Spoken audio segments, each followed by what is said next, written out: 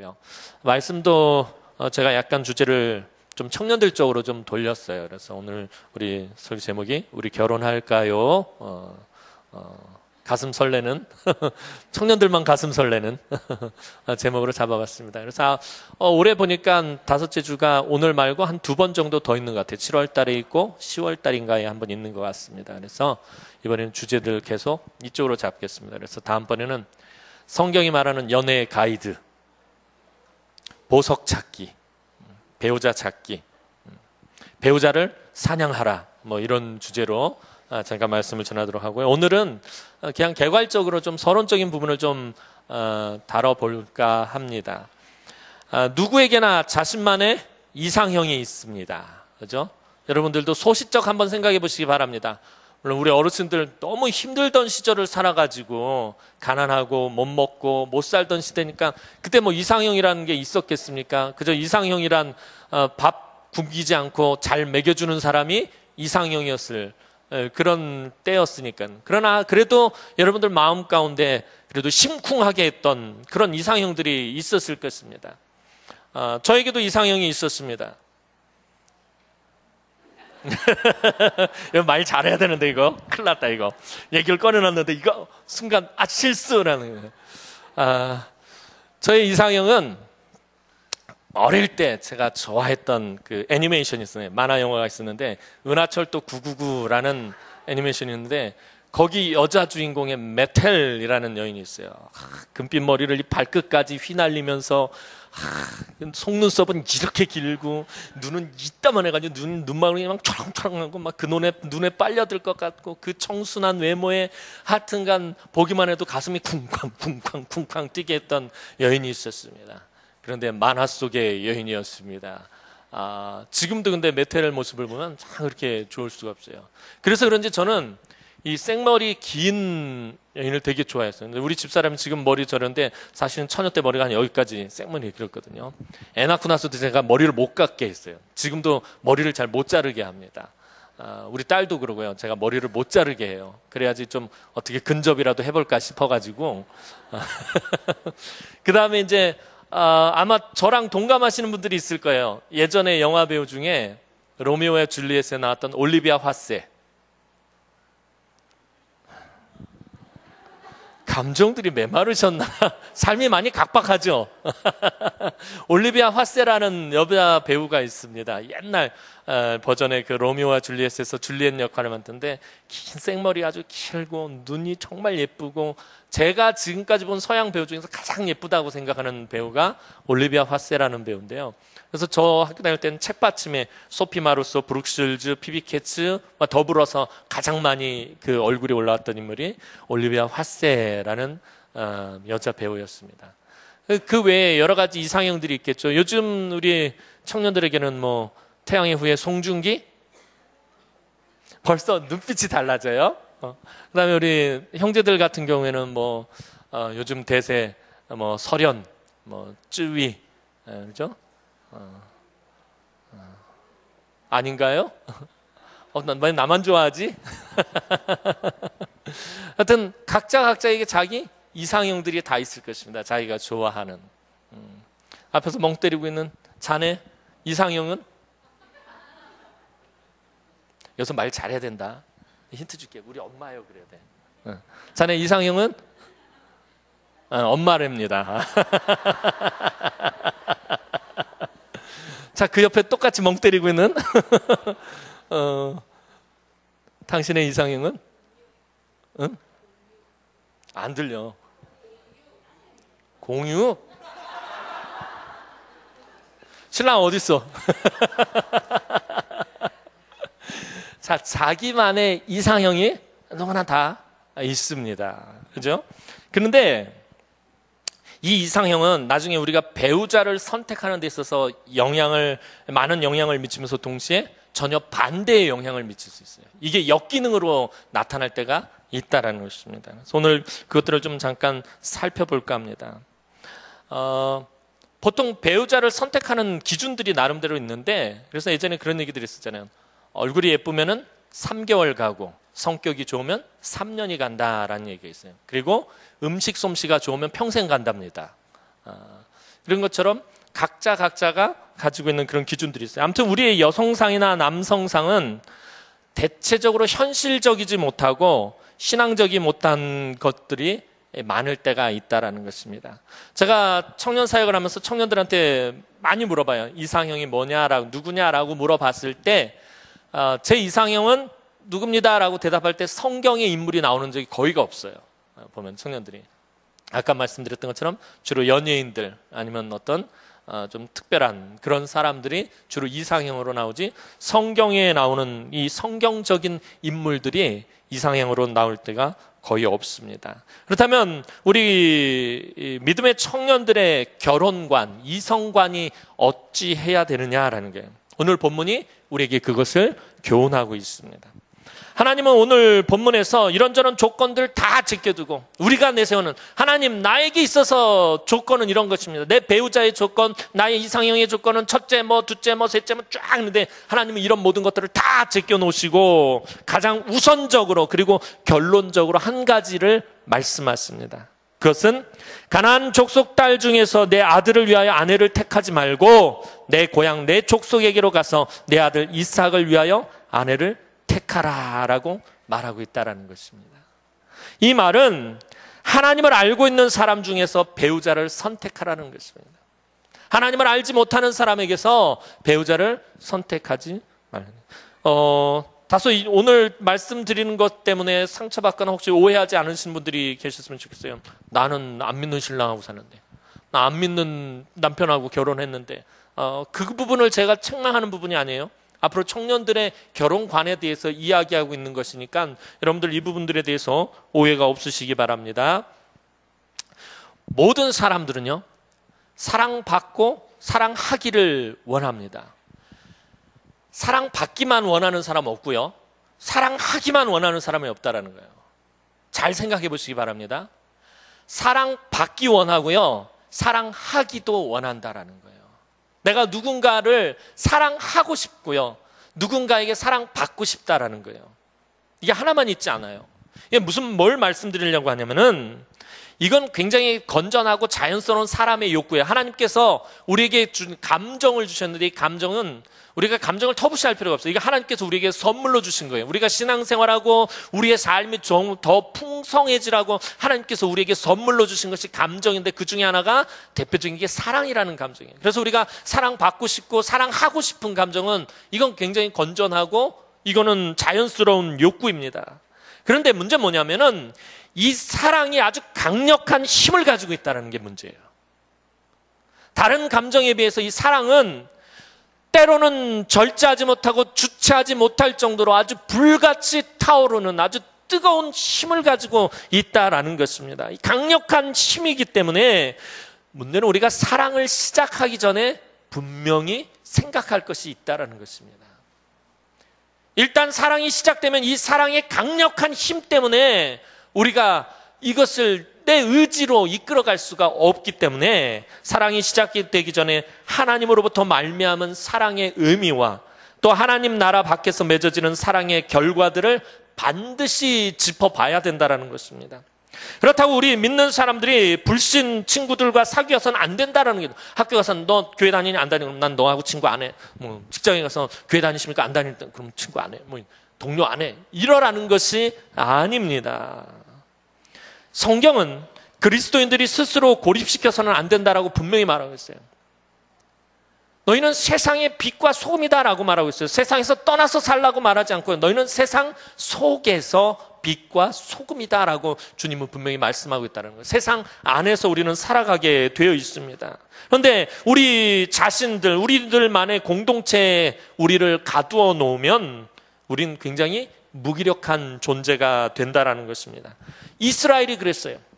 이스라엘 백성들이 자기들을 선민 공동체 안에 가두어 놓고서는 굉장히 배타적이 되었을 때 세상에 대한 제사장 나라 역할을 감당하지 못하고 굉장히 무기력하다가 결국에 망해버렸다라는 것입니다. 이게 이스라엘의 모습이에요.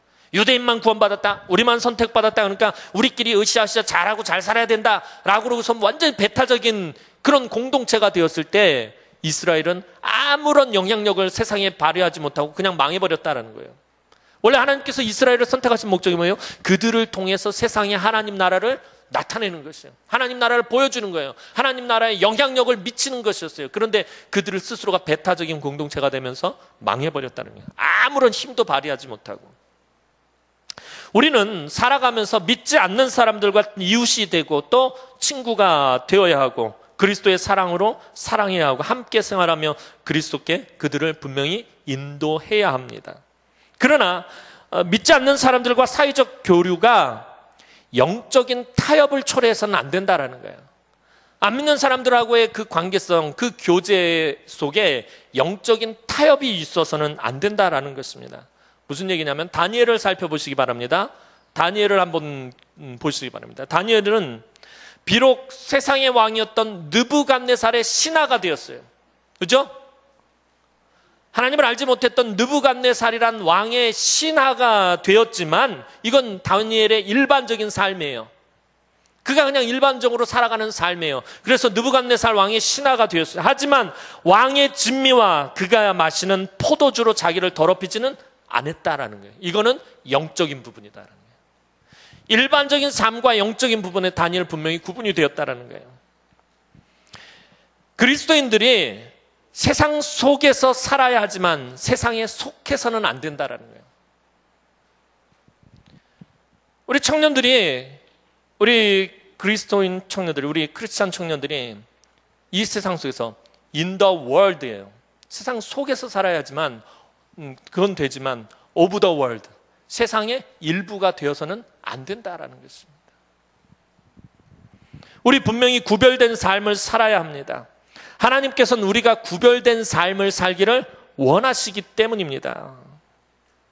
창세기 6장을 보면 하나님의 아들들이 구별된 삶을 살지 못하고 그만 세상과 섞여버리는 일이 발생합니다. 하나님의 아들들이 세상에 딱 나갔는데 세상에 사람의 딸들이 너무 이쁜 거예요. 그래서 사람의 딸들의 아름다움을 보고 각기 자기 좋은 대로 자기 아내를 삼았더라라고 창세기 6장에 보면은 그런 본문이 나와요. 하나님의 아들들이 세상에 딱 나갔는데 사람의 딸들이 너무 예쁜 거예요. 눈에 보기에 너무 얘 진짜 짱 이쁘다. 그래서 넌 내 아내가 돼. 그래서 이쁜 사람들, 자기 눈에 보기에 예쁜 사람들로 다 아내를 삼았어요. 근데 그 결과가 어떻게 되었냐면 성경은 뭐라고 기록을 하고 있냐면은 하나님의 아들들이 사람의 딸들과 합하졌더니 섞였더니 죄악이 세상에 가득했다라고 말하고 있어요. 그 결과가 죄악이 세상에 가득했다라는 것입니다. 그리고 그 결과는 심판을 받아야 했습니다. 신명기 7장 3절에서 4절 말씀 보면요, 또 그들과 혼인하지도 말지니 내 딸들을 그들의 아들에게 주지 말 것이요 그들의 딸도 내 며느리로 삼지 말 것은 그가 네 아들을 유혹하여 그가 여호와를 떠나고 다른 신들을 섬기게 하므로 여호와께서 너희에게 진노하사 갑자기 너희를 멸하실 것입니다 라고 모세가 말하고 있습니다. 하나님께서는 이스라엘 백성들이 하나님을 거부하는 이방 족속들과 분리되어 있을 것을 분명히 명령하셨습니다. 이거는 결혼이 예외가 아닙니다. 청년들에게 있어서 그들의 믿음이 가장 큰 시험을 당하게 되는 것이 뭐냐면은 세상에 나가서 우리가 중고등학교 때까지 교회 안에서 참 예쁘게 신앙생활 잘 할 때까지는 아무 문제가 없어요. 그런데 딱 대학에 들어가면서 세상의 발을 딱 들이대면서 부딪히는 여러 가지 문제들이 있다는 거예요. 술의 문제를 부딪히면서 여러 가지 문제들이 생겨요. 그 중에서 하나가 뭐냐면 데이트라는 거예요. 썸 타야 돼요. 썸을 타는 것이 문제가 된다는 거예요. 남자를 만나고 여자를 만나는, 통칭 데이트라고 하는 거죠. 여기서 데이트라는 것은 분명하고 선택적인 이성 관계를 의미합니다. 여기서 말하는 이 릴레이션십, 관계는 어떤 독특하고 아까 말씀드렸던 것처럼 굉장히 독특하고 낭만적인 영역이에요. 그렇잖아요. 선남 선녀가 만나서 데이트를 하는 드라마에서 예쁜 장면들 한번 그러면 그럼 굉장히 낭만적이잖아요. 굉장히 독특한 영역입니다. 소위 말해서 썸 탄다는 거. 우리가 데이트를 세상의 사람들보다 더욱 신중하게 생각해야 하는 건, 우리가 남자를 만나고 여자를 만나고 누군가를 만나서 관계성을 만든다는 것, 굉장히 신중하게 생각해야 하는 것은 대부분의 이 데이트가 배우자를 찾는 것은 아니더라도 아이고 이제 대학 들어갔는데 우리가 무슨 뭐 결혼할 상대를 만나는 것도 아니고 이렇게 다들 생각합니다. 물론 배우자를 찾는 것이 아니라 할지라도 이것이 결혼으로 진전될 때가 많다라는 거예요. 그리고 사실상 많은 결혼들은 이 데이트에서 비롯됩니다. 그렇죠? 아무리 선을 본다 할지라도 선 보자마자 바로 결혼한 경우 없어요. 몇 번의 데이트가 있다라는 거예요. 그리고 대부분 데이트를 통해서 서로의 관계성을 계속 만들다가 결혼을 하게 된다라는 거예요. 그래서 이 데이트가 굉장히 중요한 것입니다. 언젠가 여러분은 누군가에게 분명히 이렇게 말할 날이 올 것입니다. 내 인생을 당신에게 맡기고 싶어요. 내 인생의 절반을 당신에게 드리겠어요. 그리고 나머지 반도 내 것은 아니에요. 당신 거예요. 느끼하십니까? 물론 저 우리 집사람에게 프로포즈는 하지 않았어요. 왜냐? 우리 집사람이 했거든요. 우리 집사람이 천추의 한을 남기고 지금도 땅을 치면서 후회하는 게 뭐냐면은 내가 왜 먼저 프로포즈를 해서. 그래서 제가 큰 소리 치고 사는 이유가 있어요. 남들은 다 그래요. 목사님 이제는 조심하셔야 되는데 제가 지금까지 큰 소리 치고 사는 이유는 우리 집사람이 먼저 프로포즈를 했거든. 뿔릴 게 없어요 제가. 그러다 보니까 지금까지 큰 소리를 치면서 삽니다. 분명히 프로포즈를 하는 날이 올 것이다라는 거예요. 우리 형제고 자매고 간에. 그죠? 응? 프로포즈 받았어? 프로포즈 할 거지? 왜요? 안 하겠다고 하는 사람 없어요. 요즘은 프로포즈를 반드시 하게 되어 있습니다. 아까 저처럼 그렇게 느끼하게 하지는 않겠지만 저같이 느끼하게 했다간 될 것도 안 될 거예요. 믿는 사람이든 아니든 두 사람이 결혼할 때 표현은 다르지만 반드시 서로 고백하게 될 거란 말이에요. 프로포즈를 하게 될 거예요. 근데 이게 굉장히 중요해요. 이 프로포즈 하는 게. 왜 중요하냐면은 제가 조금 전에 말씀드렸던 당신에게 나의 인생을 맡기고 싶습니다. 프로포즈라는 의미 자체가 그거거든요. 내 인생 당신에게 맡기고 싶습니다인데 이게 어떤 의미냐라는 것이에요. 그래서 프로포즈가 중요한 거예요. 이게 성경적 구약시대의 성경적인 의미로 표현을 하자면 무슨 얘기냐면은 당신의 자손은 곧 나의 자손이 될 것입니다. 구약 성경의 의미로 표현을 하면요, 프로포즈를 당신의 자손은 나의 자손이 될 것이고 나의 자손은 당신의 자손이 될 것입니다. 그리고 내가 섬기는 신은 당신이 섬기는 신이 될 것이고 당신이 섬기는 신은 내가 섬기는 신이 될 것입니다랑 이게 프로포즈의 원래 숨겨진 의미예요. 이거예요. 단순히 내 인생을 당신에게 맡기겠습니다라는 이 문자적인 의미가 있는 거 아니에요. 그 의미에는 뭐냐면 내 인생, 내 안에 있는 신앙과 믿음과 내가 섬기는 모든 것들, 내가 지금까지 중요하게 생각했던 가치관, 세계관 모든 것들을 당신에게 맡기겠습니다. 그리고 당신의 그것도 내가 맡겠습니다. 내가 섬기는 신은 당신이 인정해 주셔야 하고 당신이 섬기는 신은 내가 인정해 줍니다. 그리스도인들이 우상을 숭배하는 사람과 결혼하는 실수를 제가 청년 사역을 하면서 굉장히 많이 봤어요. 이 우상이라는 게 이런 뭐 불상이라든가 이런 우상들뿐만 아니라 사실은 그 삶에서 우상이 되는 것들이 있어요. 어떤 사람들, 제가 지난번에 말씀드렸던 욕심이 집착으로 표현되는데 집착의 대부분이 우상이에요. 삶에 여러분들이 집착하는 바로 그게 우상이에요. 탐심은 곧 우상숭배다라고 성경은 분명히 말하고 있기 때문에 그 탐심이 집착, 내 삶에서 집착하는 것으로 나타나는데 내가 돈에 집착하면 돈이 내 삶의 우상이에요. 내가 지식에 집착을 하면 지식이 내 삶의 우상이에요. 내가 자식에게 집착을 하면 자식이 내 삶의 우상이 되는 거예요. 우상을 숭배하는 사람과 결혼하는 실수를 자주 보게 됩니다. 근데요, 제가 그 청년 사역을 하면서 청년들이 한결같이 대답하는 게 뭐냐면은 나는 나의 삶을 하나님께 맡겼었습니다. 그러나 이제부터는 하나님을 알지 못하는 사람에게 나를 맡기고자 합니다. 주님 저를 용서해 주시면 나중에 다시 돌아오겠습니다. 아까 말씀드렸던 것처럼 믿지 않는 사람의 프로포즈를 받아들이면서의 대답이 이거라는 거예요. 하나님께 자신을 맡기기로 한 약속을 어기고 하나님 앞에서 다른 신을 품음으로 영적인 간음을 하게 되는 거예요. 영적인 순결을 잃어버리게 되는 거예요. 자신의 존귀한 삶을 세상에 팔아버리는 거예요. 그렇다면 무엇 때문에 청년 그리스도인들이 믿지 않는 사람들과 결혼함으로써 하나님과의 관계성을 포기하려고 하는 거예요? 왜 믿음의 청년들이 신앙생활 열심히 잘 하다가 왜 믿지 않는 사람들과 결혼하면서 하나님과의 관계성을 포기하려고 드는 겁니다? 왜 그런 걸까요? 교회 안에서 되게 많았어요. 제가 가르쳤던 청년 중에서 그렇게 열정적이고 뛰어나고 정말 뜨거웠던 자매와 형제들이 하나님과의 관계성을 결국에 포기하는 것들을 보게 됐어요. 그런데 왜 그러냔 말이에요. 왜 그럴까요? 왜 그럴까? 이거 심각한 문제야. 그 청년들과 대화를 할 때 요점은 이런 거예요. 그 사람이 나에게 너무 잘해줍니다. 그 사람 나에게 정말 헌신적이에요. 그녀는 내가 여태껏 꿈꿔왔던 이상형입니다. 이상형 문제가 나오는 거예요. 아까 말했던 이상형의 역기능이 이런 데서 나타나는 거예요.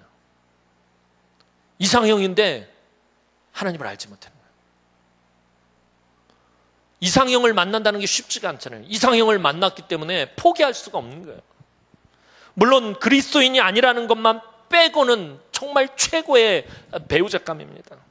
그러나 나의 연인이 곧 그리스도인이 될 것을 내가 압니다.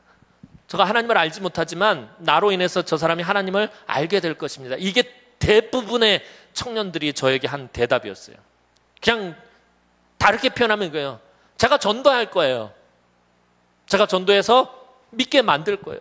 믿음의 사람으로 만들 거예요. 라는 거예요. 내가 아는 어떤 언니는 안 믿는 남자 만나서 결혼해서 인도해가지고서는 신앙생활 열심히 잘하고 있어요. 그건 굉장히 특수적인 상황이에요. 어쩌다가 하나님께서 특별한 은혜를 베푸신 것을 일반화시키는 거예요. 보편화시켜버리는 거예요. 그건 보편적인 것이 아닌데 그거를 보편화시켜버린다는 거예요. 또 한 가지 아까 말씀드렸던 이상형의 문제가 여기서 등장하는데, 사실 그리스도인들에게는 이상형이라는 게 없어요. 오늘 그리스도인들에게 있어서 이상형이 누굴까요? 이상형. 그리스도인들의 이상형. 그리스도인들의 이상형은 오직 그리스도입니다. 믿는 사람들에게 이상형은 그리스도예요. 그리스도 외에는 이상형이라고 말할 수가 없어요. 불신자와 결혼했을 때 그 결혼은 하나님을 알지 못하는 사람이 그리스도의 사랑을 흉내낼 수 있을지는 모르지만 결코 그 사랑을 그대로 나타낼 수는 없다라는 거예요. 그리스도를 알지 못하는 사람이 나를 사랑해요. 정말 사랑해요. 그래서 그리스도의 사랑을 흉내를 낼 수는 있지만 그리스도의 사랑 자체가 될 수는 없다라는 거예요. 하나님께서 그리스도인들끼리 결혼하라고 명령하신 것, 그분이 편협하기 때문일까요? 하나님 속 좁은 분이라서 뒤끝 있고 속 좁고 편협해서 믿는 사람하고만 결혼하고, 안 믿는 사람하고 결혼하면 하나님 뒤끝 장렬 뒤에서 빡 이렇게 막.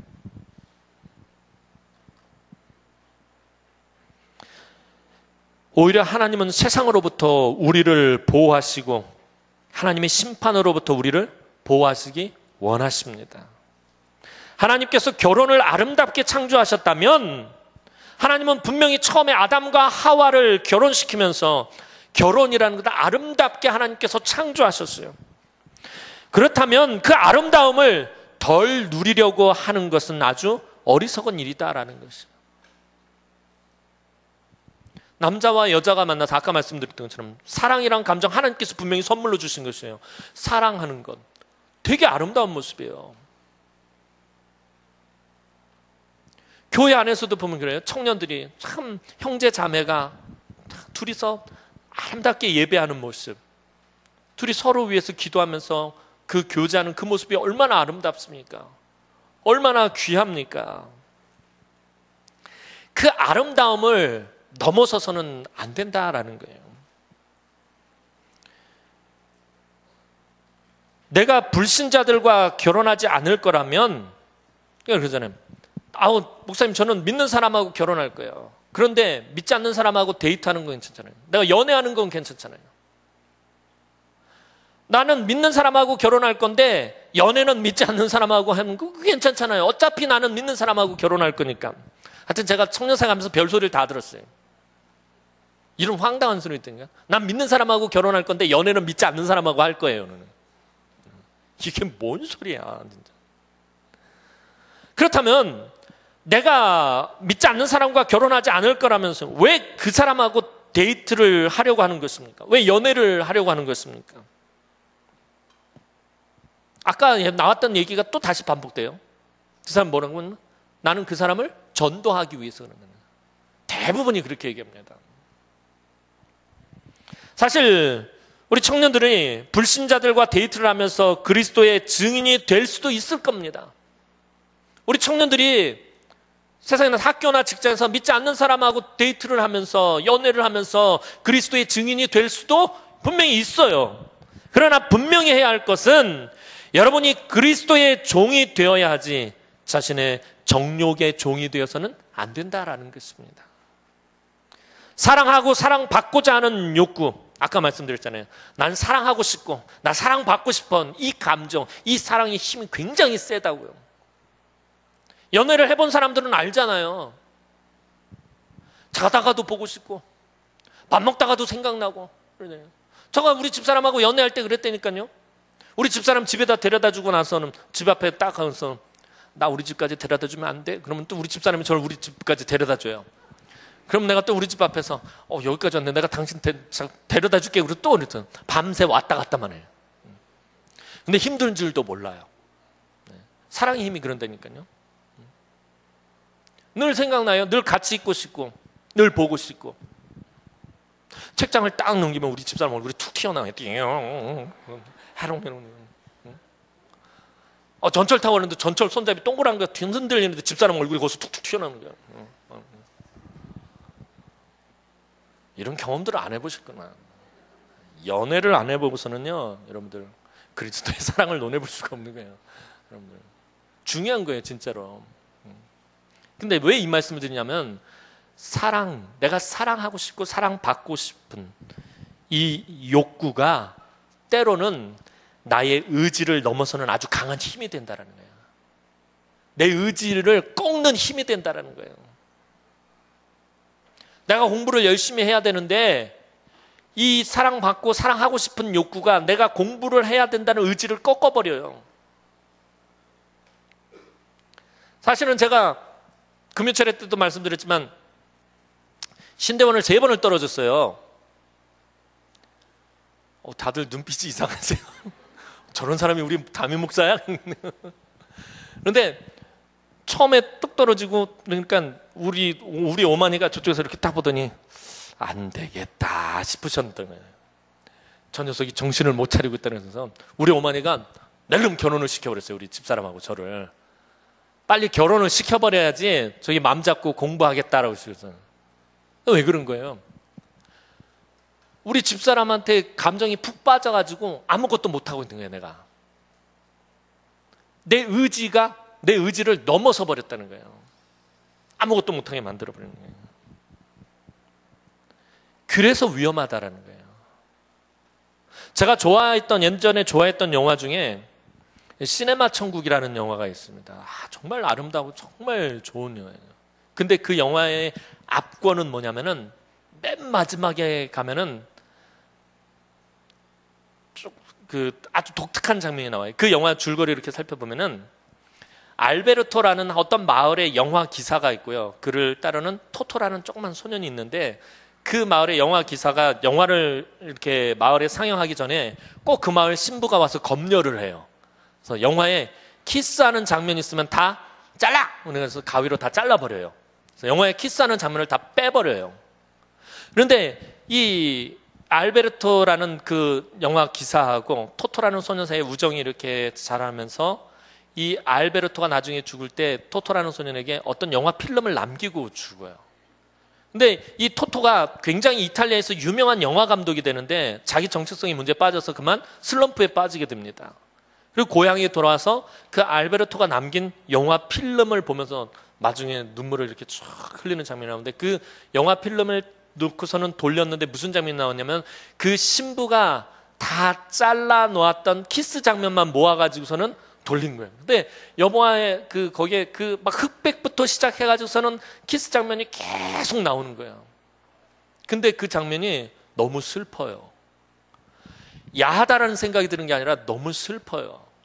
그 키스 장면들이 계속 나와요. 영화 맨 마지막에 보면은. 근데 너무 슬프고 참 순수하다라는 막 그런 느낌 들면서 이 토토가 자기의 순수성을 되찾는, 그러면서 이제 영화가 끝을 내게 돼요. 왜 이 말씀을 드리냐면은 키스라는 거. 우리 남자 형제들은 벌써 얼굴이 발그레. 키스라는 부분들에 대해서 잠깐, 그러니까 앞으로 제가 조금 우리 어른들 듣기 낯뜨거울 수도 있는 부분들을 제가 이야기할 거예요. 앞으로 계속 우리 청년들 때문에 어쩔 수 없이 얘기해야 돼요. 여러분들도 여러분들 자녀들 생각하면서 해야 돼요. 아이, 우리 딸은, 우리 아들은 키스 안 하겠지. 뭔 소리. 벌써 했을 수도 있어요. 아빠들 얼굴이 흑빛으로 변해요. 자, 이게 키스라는 게 아까 말씀드렸던 것처럼 순수함을 유지하면요, 참 아름다운 거예요. 성경에서도 바울이 얘기해요. 너는 거룩한 입맞춤으로 서로 무난하라라는 거예요. 거룩한 입맞춤이라는 거예요. 남녀 간의 키스는요, 순수한 거예요. 아름다운 것이에요. 근데 문제는 뭐냐면은 이것이 정욕으로 변질될 가능성이 크다라는 거예요. 순수하지만 순수함에서 정욕으로 순간적으로 확 변질될 수가 있다는 거예요. 이 순수함을 정욕으로 변질시키는데 가장 뛰어난 재능을 가지고 있는 게 남자들이에요.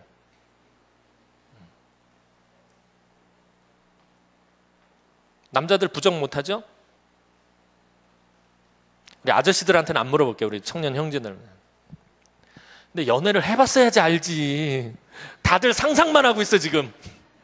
형제들은 얼굴빛이 경험이 없는데 상상만 하고 있어. 연애 경험 자체가 없는 거예요 지금. 불쌍한 형제들. 여러분, 아까 앞에서 우리 찬양하는 우리 형제 자매들, 우리 청년들 얼마나 예뻐, 그죠? 예뻐 안 예뻐요? 빨리 얘기해. 아름답죠? 사랑스럽죠?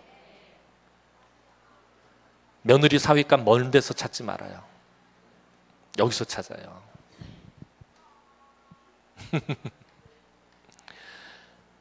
무슨 얘기를 하려고 하냐면은 순수하다라는 것이 정욕으로 변질될 가능성이 너무 쉽다라는 거예요.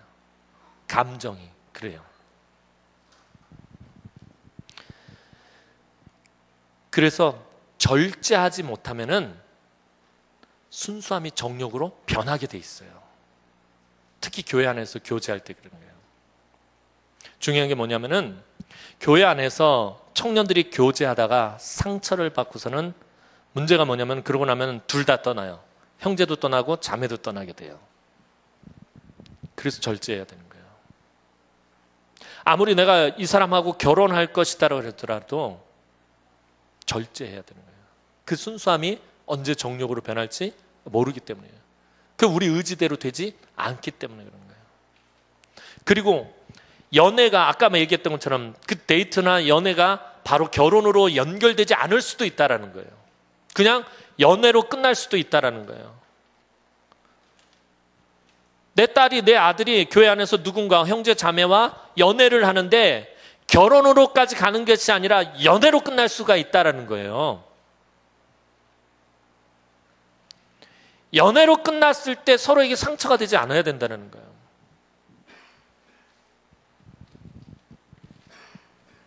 그래서 조심해야 된다는 거예요. 절제해야 되는 거예요. 그래서 교회 안에서요, 어른들이요, 청년들이 아름답게 연애할 수 있도록 여러분들 기도해 주셔야 되고요. 그런 장을 만들어 주셔야 돼요. 교회 밖으로 내쫓으면 안 돼요. 옛날 어른들 그러잖아요. 교회가 연애지라는 연애 장소냐고 막 말하는데, 교회에서 연애해야지. 그럼 어디서 연애해? 바깥에 나가서 할 거예요? 세상에 나가서 연애할 거예요? 안 돼요. 교회 안에서 아름답게 연애할 수 있는 연애의 장을 어른들이 만들어줘야 되는 거예요. 색안경 끼고 비판하고 비난하는 것이 아니라.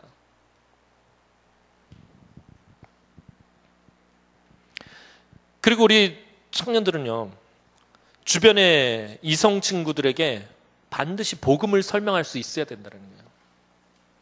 복음을 설명할 수 있어야 돼요. 그것이 말이 되었든지 아니면 내 삶이었든지 분명히 알려줘야 합니다. 그리고 만약 그가 그리스도인이 되지 않는다면 어떻게 해야 할지를 확실히 해야 합니다. 단언하건대 믿지 않는 사람들과 결혼하는 것이 하나님의 뜻인지 아닌지 더 이상 하나님께 묻지 마시기 바랍니다. 그렇잖아요. 가장 어리석은 기도 제목이 뭐냐면은, 하나님, 나를 정말 사랑하고 내가 정말 사랑하는 사람이 있습니다. 이 사람하고 결혼하는 것이 하나님 뜻입니까? 내가 이 사람하고 연애하는 것이 하나님 뜻입니까? 더 이상 하나님, 그 문제를 가지고 하나님 괴롭히지 마시기 바랍니다. 그 문제 가지고 하나님을 괴롭히지 마시기 바랍니다. 귀찮게 하지 마세요. 하나님이 이미 말씀하셨어요. 오늘 본문에서 분명히 말씀하고 계시잖아요. 마지막으로 한 가지 질문을 더 해보겠습니다. 결혼을 하지 않을 것이지만 교제는 계속해도, 아까 나왔던 거죠. 교제는 계속해도 되는 것입니다. 단지 여러분의 그 사랑하는 사람 마음에 상처 주지 않게 해서, 상심하지 않기 위해서, 나의 사랑에 대한 만족을 위해서 그 관계에 머물려 하지 마시기 바랍니다. 여러분의 낭만적인 사랑을 유지하는 것이 여러분에게 죄가 된다면, 즉 다시 말해서 하나님을 슬프게 하는 것보다 당신의 시련의 아픔을 견디는 것이 더 낫다라는 거예요. 하나님을 슬프게 하는 것보다 내가 시련의 아픔을 당하는 것이 더 낫다라는 것이에요. 너무 잔인합니까? 이건 곰곰이 생각해 볼 문제예요. 잔인하더라도 전 그렇게 얘기해야 돼요. 오른손이 나로 범죄케 해서 몸이 멀쩡해서 지옥에 가는 것보다 오른손을 떼어내고 천국에 가는 것이 더 낫다라고 주님 분명히 말씀하셨습니다. 믿지 않는 사람들과의 관계에서 여러분이 하나님과 더욱 잘 동행하는지, 하나님에 대한 나의 열정이 점점 소모되어 가지는 않는지, 이런 물음들이 여러분들의 삶에 항상 제기돼야 돼요. 내가 누군가 연애를 할 때, 내가 누군가 데이트를 할 때 하나님을 향한 나의 열정이 점점 소모되어 가지는 않는지, 나의 믿음이 식어가지 않는지, 이거 분명히 확인을 해봐야 된다는 거예요. 믿지 않는 사람들과의 교제의 문제는 사실상 여러분들이 삶에서 여러분을 향한 하나님의 선택에 대해 전적으로 하나님을 신뢰하는지 그렇지 않는지의 문제입니다. 여러분이 믿음의 배우자를 만나서 그와 결혼하는 것이 하나님의 뜻이라면 여러분은 그 기다림이 1년, 2년 혹은 10년이라도 여러분을 위한 하나님의 특별한 선택을 기다릴 수 있겠습니까? 우린 참을성 없는 시대에 살아가고 있어요. 제 동생도, 저한테 여동생이 하나 있는데 굉장히 늦게 결혼했어요. 40에 결혼을 했는데, 내 동생을 힘들게 했던 것들 중에 하나가 뭐냐면은 주변에 급한 어른들, 우리 오만이를 비롯한 주변에 급한 어른들. 얘가 30대 넘어서면 큰 댁에 가지 않았어요. 명절 때. 하도 어른들이 왜 결혼 안 하냐를 계속 닥달하기 때문에. 여러분들의 자녀들에게 왜 결혼 안 하냐라는 문제를 가지고서는 스트레스를 주지 마시기 바랍니다. 그들을 위해서 그냥 기도하세요. 하나님 예정하신 배우자가 1년이든 2년이든 10년이든 나올 때까지 기다릴 수 있도록 기도하셔야 돼요. 여러분들의 그 푸시 때문에 여러분들의 자녀들이 믿지 않는 사람들과 결혼해버리는 수가 있다는 거예요. 하나님께서 예비해 두신, 하나님께서 준비해 두신 배우자가 분명히 있습니다. 1년이든 2년이든 10년이든 기다릴 수 있어야 된다는 거예요. 기다린다는 것이 가능하지만 참으로 어려운 사회에 살아가고 있어요. 그래서 교회 안에서 나이 많은 청년들에게 여러분들 뭐라고 말하지 마세요. 아, 하나님의 때를 기다리고 있구나라고 생각하시면 되는 거예요. 하나님의 때를 기다리고 있구나. 여러분들 기도하시면 되는 거예요. 우리를 유혹하는 것들이 다가와서 우리 청년들 귀에 이렇게 속삭입니다. 헤이, 그리스도인, 예쁜데? 근데 그렇게 빡빡하게 굴다가 오래 기다리거나 너의 선택의 범위가 점점 좁아질 거야. 20대 너 금값이잖아. 몸값 좋을 때 결혼해야지. 신앙의 기준을 가지고 그렇게 빡빡하게 굴다가 분명히 그 선택의 폭이 좁아지게 될 거야. 너의 몸값이 떨어지게 될 거야. 나중에는 아무것도 남지 않을지도 몰라. 왜 기회가 있는데 놓치는 거지? 네 마음에 드는 사람이 저기 있잖아. 그 사람 아주 매력적이고 너의 이상형에 딱 맞잖아. 그리고 정말 그리스도처럼 너를 사랑해 줄 거야. 그가 하나님을 알지 못한들 뭐 그리 큰 문제가 되겠어. 너를 사랑해 줄 건데. 이런 사탄의 유혹은 거짓말임에 틀림없지만 우리 귀에는 진실처럼 들린다라는 것입니다. 사랑하는 청년 여러분, 또 우리 성도 여러분, 아브라함은 신앙의 순결을 지키기 위해 아들 이삭의 배우자를 선택하는데 무척 신중하고 있다라는 거예요. 오늘 본문을 보면요, 이삭이 몇 세에 결혼했는지 아세요? 40세에 결혼을 했어요. 이삭이 아브라함에게 어떤 아들이죠? 약속의 후사, 정말 귀한 아들이에요. 그런데 40에 결혼을 시켰다는 거예요. 무슨 말이에요 이게? 아브라함이 아주 신중했다라는 것입니다. 결혼이 늦어지고 있어요. 그만큼 신중하고 기도하면서 하나님의 때를 기다리고 있었다라는 것입니다. 하나님의 언약이 이어져 나갈 이삭의 배우자는 하나님의 언약을 이어받을 만한 사람이어야 하고, 그것은 하나님께서 예비해 놓으신 것을 아브라함은 알았기 때문입니다. 기도하면서 기다린다는 것 참 어려운 일입니다. 특별히 평생을 사랑해야 할 사람을 기다린다는 것 더욱 어렵습니다. 그렇지만 기다릴 만한 충분한 가치는 있습니다. 내가 사랑받아야 할 정확한 그때의 갖가지 방법을 통해서 하나님은 나를 사랑하신다는 것을 먼저 확인하시기 바랍니다. 하나님의 사랑을 먼저 확인하고 그분의 선택에 여러분의 모든 신뢰를 쏟으시기 바랍니다. 그리고 하나님의 사랑을 깨달을 때 우린 이런 문제에서 어떤 결단과 선택을 해야 될지 자연스럽게 알게 될 것입니다.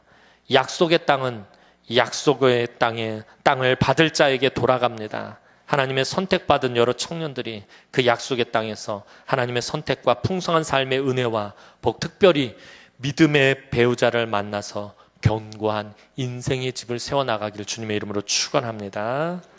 잠시 기도하겠습니다. 사랑과 은혜가 많으신 아버지 하나님, 은혜와 사랑을 진심으로 감사를 드립니다.